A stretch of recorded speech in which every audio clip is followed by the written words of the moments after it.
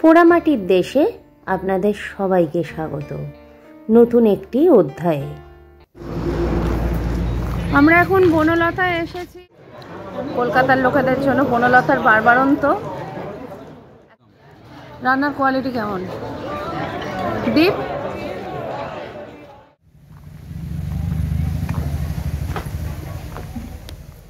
ভাঙে সেটা কোথায়? তোমরা এখানে কাজ করো? আজকের আর কোনো ভূমিকা নয়, আজকে চলে যাচ্ছি একটি নতুন পর্বে। আমি ঋতুপর্ণা, আর আমার একটি নতুন ব্লগে আপনাদের সবাইকে স্বাগত। চলুন আজকের পর্বটি শুরু করি, আজকের ব্লগটি শুরু করি। গল্পটা বেশ অন্যরকম। আমরা এখন বনলতায় এসেছি। মোটামুটি আমাদের বিষ্ণুপুর ট্যুরের শুধু মন্দিরগুলো দেখা বাকি আছে। এই যে অরিন্দম, এটা অরিন্দম, এটা দীপ, আর ওইটা হচ্ছে বুম্বা বাবু। তো এখন বনলতা রিসর্টের মধ্যে যাচ্ছি। এখানেই আজকে লাঞ্চ করব। আমরা কুপন নেব ভেবেছিলাম কামারপুকুর বা জয়রামপুর থেকে, কিন্তু আর ওদের খুব ইচ্ছে বনলতাতে লাঞ্চ করার, তা ওই জন্য বনলতাতেই লাঞ্চ করব। বনলতাটা ঘুরেও দেখব। চলুন তাহলে বনলতাটা দেখি আমরা। দ্বিতীয় দিনের তৃতীয় গন্তব্য ছিল আমাদের বনলতা। আগের দুটো পর্বে তো আপনারা দেখেছেন। আমি কামারপুকুর গেছিলাম মায়ের জন্মস্থান জয়রামবাটি। সেখান থেকে সোজা আমরা আসলাম বনলতায়। তো এখন ঠিক বনলতার গেটের সামনে আছি আর ঘুরে ঘুরে বিভিন্ন জায়গা দেখছি। প্রথমেই যেটা করতে হবে, আমাদের লাঞ্চ করতে হবে। বেলাটাও কিন্তু বেশ হয়েছে। চলুন রেস্টুরেন্টের কাছে যাওয়ার আগে জায়গাটা একটু ঘুরে নিই।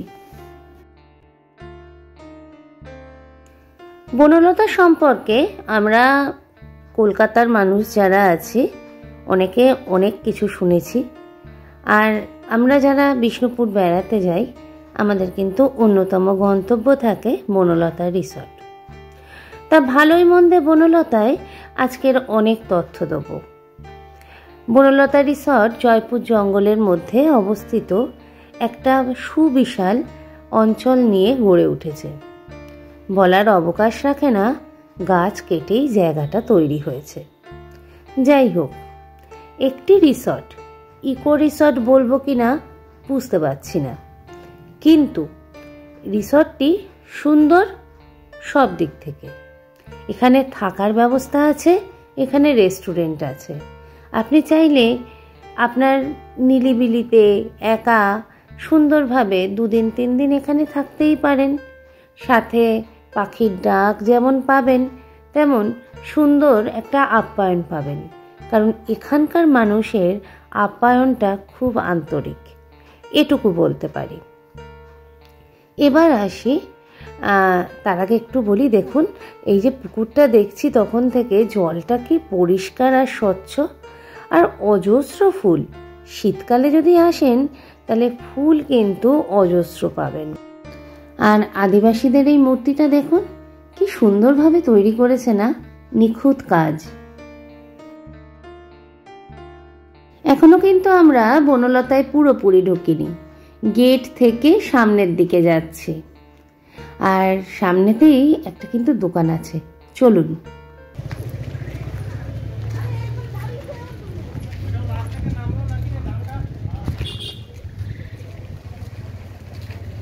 এই ঘোড়াগুলোর দাম কিরকম আছে? পিস 80, পেয়ার নয়। এই ছোটগুলো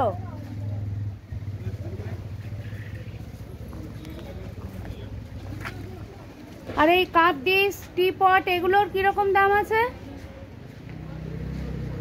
কাপ অনেক রকম আছে, তো 50 টাকা।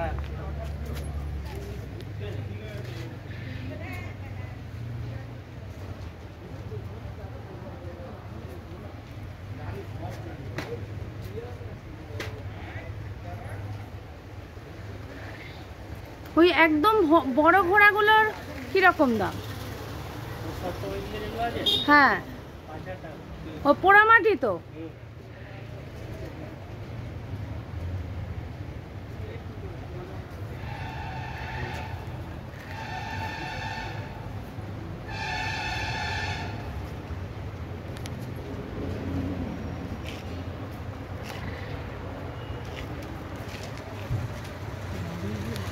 গামছাগুলো কিরকম দাম?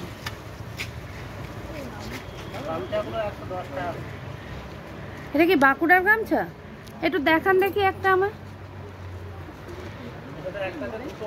ওই হলুদটা দেখান, হলুদটা। ওই যে ওই সাইডে যে হলুদটা আছে। না না, ওই যে আপনার সামনে যে হলুদটা, ওটা না, ওই যে ওই যে ওই যে ওই হলুদ, ওটা কি? একটু দেখান ওই চাদরটার একটা। এখানে একটা ছোট্ট তথ্য দিই, দাম কিন্তু খুব বেশি বনলতাতে। এর থেকে পোড়ামাটির হাট বা বিষ্ণুপুরের যে মার্কেট আছে সেখানে দামটা কিন্তু অনেকটাই কম। সে পর্ব তো আসবেই, কী কী কিনেছি সব কিছুর দাম না বললেও কিছুটা তো মনে ছিল, সেটা বলেছি। তবে দামটা তুলনামূলক অনেকটাই কম। এই চলে এলাম প্রবেশদ্বারে। কি সুন্দর লিখেছে দেখুন, সবুজ ঘাস করলে চাষ পাবেন দুধ মাংস 12 মাস। সত্যিই তাই, সুন্দর করে লেখা। লাল মাটি আর চারদিকে সুন্দর ফুলের বাগান। এই জায়গাটায় গেলে সব থেকে বড় আকর্ষণীয় আমার যেটা লাগে সেটা কিন্তু ফুলের বাগান। তো চলুন আর একটু ভিতরে যাই। আগে লাঞ্চের অর্ডারটা দিয়ে দিই। এই এখানে লেখা আছে ডান দিকে গিয়ে বাঁ দিকে রেস্টুরেন্ট, মানে ডান দিকে যাব তারপর বাঁ দিকে গিয়ে রেস্টুরেন্ট।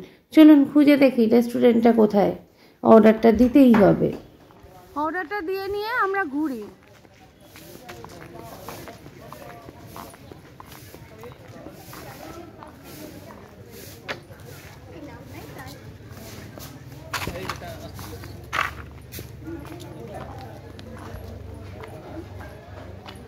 আচ্ছা, খাবারটা অর্ডার কোথায় দেবো? খাবার অর্ডার কোথায় দেবো?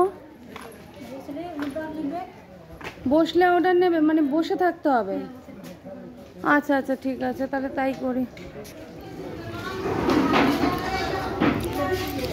বনলতাতে লাঞ্চ করছি। তো আমি ভেজ থালি নিয়েছি, আমি তো ভেজ খাই নর্মালি। তো ভেজ থালিতে রয়েছে উচ্ছে ভাজা দিয়েছে, একটা তরকারি দিয়েছে, পোস্ত দিয়েছে, আর এদিকে ডাল রয়েছে। আর এটা এক্সট্রা অর্ডার করতে হয়েছে আলু ভাজাটা। আর এটা একটা মেটে চচ্চড়ি নেওয়া হয়েছে। আর এই বিরিয়ানি অর্ডার করেছে ওরা, চিকেন বিরিয়ানি ওরা অর্ডার করেছে। আর শেষ পাতে দিয়ে গেল চাটনি আর পায়েস। সত্যি কথা বলতে রান্নার কোয়ালিটি খুব খারাপ, প্রচুর দাম। আর আমাদের মতো কলকাতার লোকেরাই হচ্ছে এদের বারবারন্ত করেছে, এটাও একদম ঠিক কথা।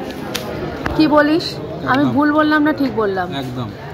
রান্নার কোয়ালিটি কেমন দীপ? এর থেকে আমাদের রাস্তাতে ভালো রান্না করে। কলকাতার যে স্ট্রিট ফুড হয় অনেক ভালো, একমাত্র ঝুড়ি আলু ভাজা ছাড়া নাথিং। এই মেটি চচ্চড়িটাও তাও এক প্রকার।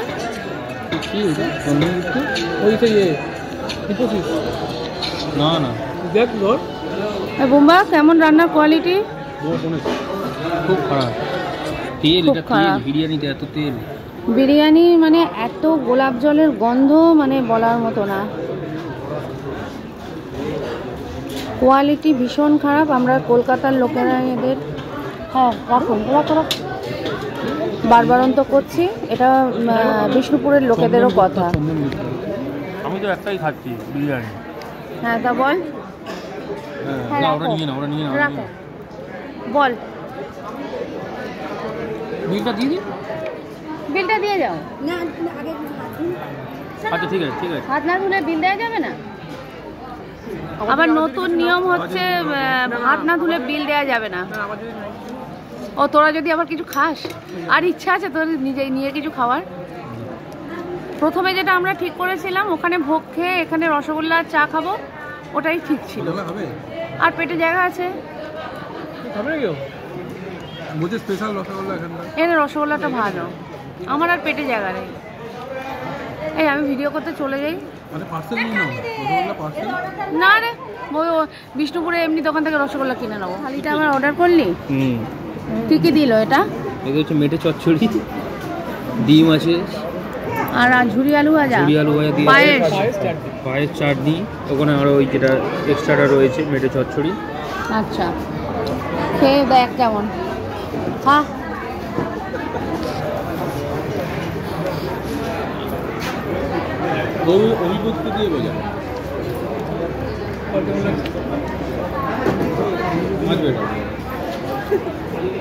এটা চলে যাবে, মানে বিরিয়ানির তুলনায় মেটে ভালো। মেটে ভালো। আচ্ছা সত্যি কথা, বিষ্ণুপুরের লোকেরা বলে কলকাতার লোকেদের জন্য বনলতার বারবারন্ত, একদম ঠিক কথা। আমি বিষ্ণুপুরের লোকেদের মানে রেসপেক্ট করে বলছি, সত্যি ঠিক কথা, একদম একদম ঠিক কথা। বনলতার খাবার নিয়ে আর কথা বাড়াবো না, সেটা তো খেতে খেতেই আমরা বলে দিয়েছি। এবার চলুন ঘুরে ঘুরে দেখি বনলতার ভিতরটা। নিলিবিলি যারা পছন্দ করেন, পাখির কুজন যারা পছন্দ করেন, ফুলের গন্ধ যারা পছন্দ করেন, তাদের গন্তব্য হতেই পারে বনলতা। দুদিন নিলিবিলিতে কাটিয়ে দিতে পারবেন এখানে। আর অজস্র ফুলের মাঝে নিজেকে মনে হবে কোথাও যেন একটি ফুলের উপত্যকায় চলে এসেছি। সাজানো গোছানো একটি রিসর্ট হলো বনলতা, জয়পুর জঙ্গলের মধ্যে। চলুন এই ফুল গাছগুলো একটু দেখি। কত রকমের যে ফুল হয় বনলতায় তার কোনো ঠিক নেই। কিছুর নাম জানি, কিছুর নামই হয়তো জানি না। আর সারা জায়গাটায় ফুলে ফুলে ভরে গেছে। আমার মনে হয় এর মধ্যে কিছু ফুল বিক্রির জন্যও রাখা আছে। তো সে যাই হোক, আমি সেটা জিজ্ঞেস করিনি বা আপনাদের একেবারে সঠিকভাবেও বলতে পারবো না। আর রং বেরঙের এই ফুলের বাগানগুলো দেখতে দেখতেই চোখে পড়ল গাঁদার ওই ফুলের গাছগুলো। কাছেও চলে এলাম। দেখুন কি সুন্দর লাগছে না ফুল গাছগুলোকে। কলা গাছ রয়েছে আর রয়েছে ড্রাগন গাছ। ড্রাগনের যে ফল হয় না, ড্রাগন ফ্রুট, সেই গাছ রয়েছে। এখানেও কলা গাছ রয়েছে। আর এইটা ওদের ফার্ম। এগুলো হচ্ছে উট পাখি। এখানে পর পর মনে হয় এগুলো বিক্রির জন্য, দেখে যা মনে হচ্ছে।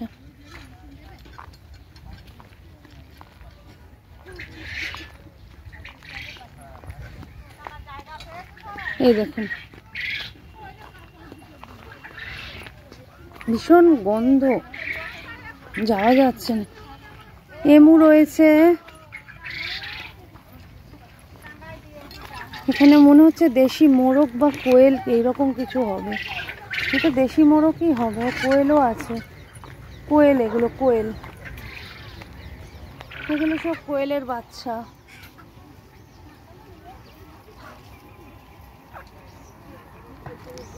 তোমাদের এখানে সেই ঢেকিতে এ ভাঙে, সেটা কোথায়? তোমরা এখানে কাজ করো? অনেকদিন কাজ করো? অনেকদিন কাজ করি। এই বনলতাটা কতদিন হয়েছে গো?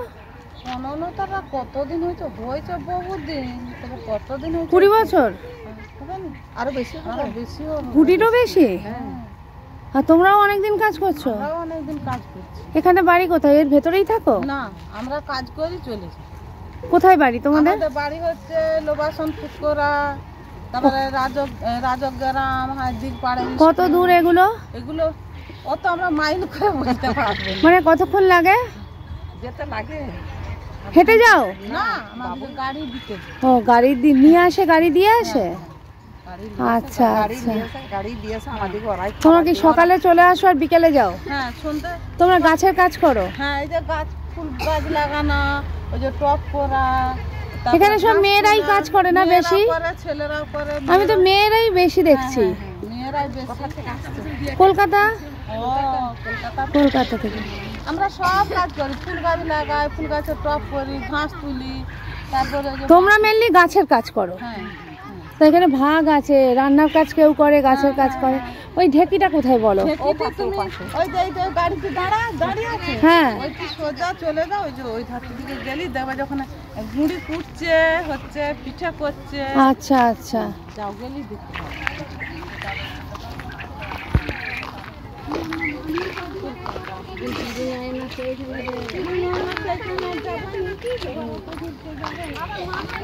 কি গো? কার্গিল পাখি? আর এখানে দেখুন বিভিন্ন রঙের ভিনকা, ওই যাকে আমরা নয়নতারা বলি। এগুলোও হয়তো বিক্রির জন্যই রয়েছে। এগুলো ওই লণ্ঠন টাইপের না? ইলেকট্রিকে জ্বলে না এমনি? এটা দেখতে কি সুন্দর লাগবে। হ্যাঁ সেটাই তো, এখন তো বুঝতে পারবো না। হ্যাঁ তাও দেখা যাচ্ছে।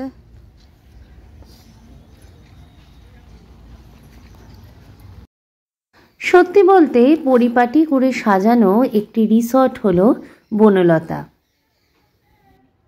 আর এই কটেজটার নাম প্রভাতী। আর সামনে অজস্র কসমস রয়েছে, কত যে রং রয়েছে তার কিন্তু সত্যি ঠিক নেই। আর এই দেখুন ঢেকিতে চাল গুঁড়ো করা হচ্ছে। আমি তো এই প্রথম দেখলাম ঢেকিতে চাল গুঁড়ো করা।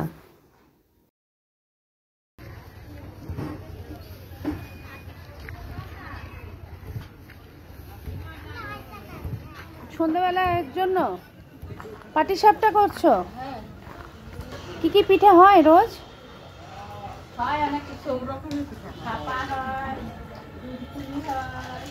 প্রতিদিন হয় সারা বছর? হ্যাঁ সেটাই তো। এখন আমি বনলতার ঠিক বাইরে এসে দাঁড়িয়ে আছি। আমাদের গাড়ির দাদাকে ফোন করেছি, উনি একটু ওদিকে গেছেন। উনি আসলে আমরা গাড়িতে উঠে রওনা দেব আমাদের হোটেল মুখার্জি লজের উদ্দেশ্যে। বাইরে এসেও দেখলাম বেশ দুটি দোকান রয়েছে, সুন্দর পরশা সাজিয়ে বসেছে, কিন্তু দামটা অধিক বেশি। তাই বনলতা থেকে আমি সেভাবে কিছু কিনিনি। সবশেষে একটা ছোট্ট তথ্য দিয়ে রাখি, বনলতাতে খাবার নাই খেতে পারেন, কিন্তু চা আর রসগোল্লা এ দুটো কিন্তু ট্রাই করবেন। যাই হোক, আমার সাথে সাথে ওরাও সবাই চলে এসেছে বাইরে। আর এবারে গাড়িতে উঠতে হবে। বিকেলে যাব পোড়ামাটির হাটে। মন্দিরগুলো কিন্তু আজ আর দেখবো না, কাল আমাদের বাড়ি ফেরা। কালকের মন্দির দেখে ঠাকুর প্রণাম করে তারপরে আমরা বাড়ি ফিরব। এখন যাচ্ছি জয়পুর জঙ্গলের মধ্যে দিয়ে। আজকের ব্লগটা এখানেই শেষ করছি। দেখা হবে নতুন একটি ব্লগে। পোড়ামাটির হাটের পরবর্তী ব্লগে দেখা হবে আপনাদের সাথে। সকলে ভালো থাকবেন, সুস্থ থাকবেন। আর যদি ভালো লাগে একটা লাইক, কমেন্টস করে জানাবেন কেমন লাগছে। নমস্কার।